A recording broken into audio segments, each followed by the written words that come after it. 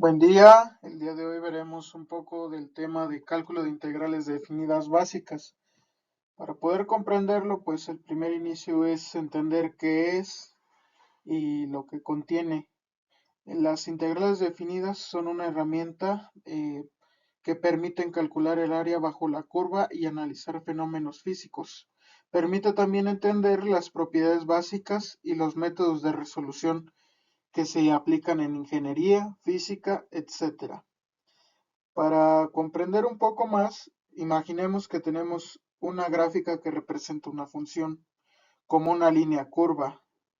Eh, Aquí podemos apreciar lo que es la gráfica y una línea curva. Tenemos que calcular la integral definida de esa función en un intervalo específico y encontrar el área debajo de esa curva entre los dos puntos del eje X.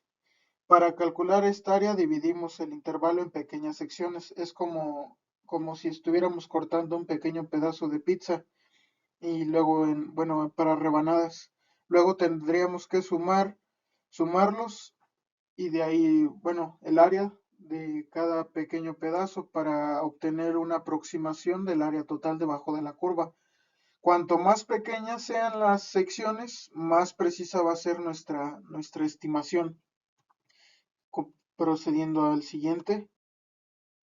Aquí encontraremos la definición de integral definida, que es la partición del intervalo. Esta consiste en que se divide el intervalo de integración en subintervalos más pequeños, lo que veníamos comentando hace un momento. Aquí vendríamos viendo la suma de Riemann, que pues nos ayuda a calcular la suma de los productos de la función elevada a cada subintervalo por la longitud del subintervalo. Y por último, el límite al infinito. A medida que el número de subintervalos tiende a infinito, la suma de Riemann converge a la integral definida, que casi siempre termina en cero cuando tiende a infinito.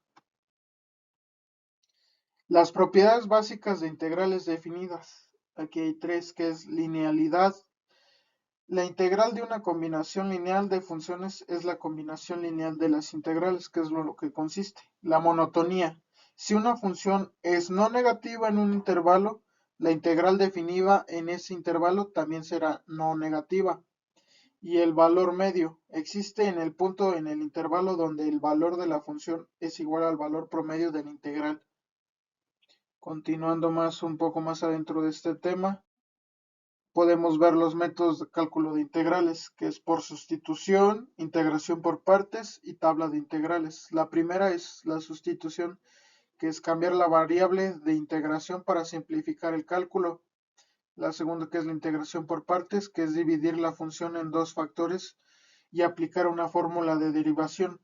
Por último, es identificar las funciones básicas y encontrar sus integrales en las tablas o libros de referencias, que es un poco pues más tedioso. Aquí podemos encontrar un ejemplo ya resuelto de una integral definida, donde ya tenemos, el problema, y la primera es integral la podemos resolver con la fórmula para integrar una potencia. Notemos que primero de aquí tendemos a cambiar, a separarlos, que es de x, por lo que podemos utilizar la siguiente fórmula, que es un de x igual a un elevado a la n más 1 sobre n más 1. Con el cambio de la variable, que es u es igual a x menos 1 y du, que es igual a dx, notemos que en la integral definida no es necesaria la constante de integración. De esta manera obtenemos el siguiente procedimiento. Y una vez establecido, es decir, que aquí podemos ya sustituir lo que es aplicando los métodos de la fórmula, que bueno, y al final podremos obtener el resultado, que es menos 5,72.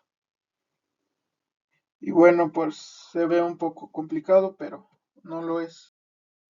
Al final, aquí podemos encontrar en qué nos sirven las aplicaciones del cálculo de integrales, que es por ejemplo en aplicaciones físicas, que es en el trabajo, en el cálculo de energía, de longitudes, aplicaciones geométricas, que es el cálculo de áreas, volúmenes y centros de masa, y las aplicaciones en estadística, que es el cálculo de medidas, varianza y otras medidas estadísticas.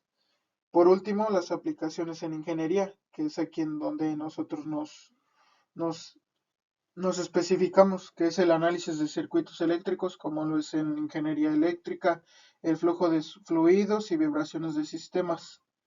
Bueno, espero hayan podido comprender un poco más del tema. Hasta la próxima.